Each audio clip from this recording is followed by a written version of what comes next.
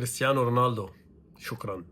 شكرا على كل الذكريات، شكرا على 233 مباراة، على 146 هدف، على بطولة أوروبا، على كل ما قدمته بحياتك من 2003 لليوم لكرة القدم بالعالم بشكل عام وللبرتغال بشكل خاص.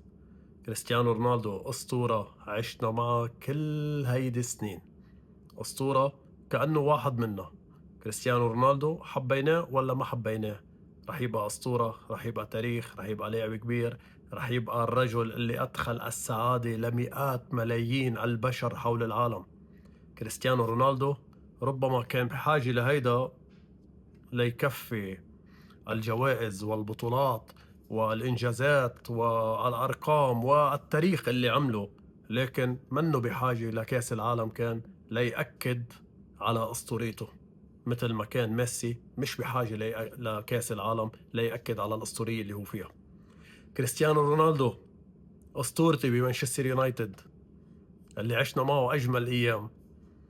ما شجعت البرتغال بحياتي ربما، لكن ما في إلا ما أحترمك، ما في إلا ما أحترم تاريخك، ما في إلا ضل كل هالذكريات محفورة هون، لأن لاعب مثلك لن يتكرر.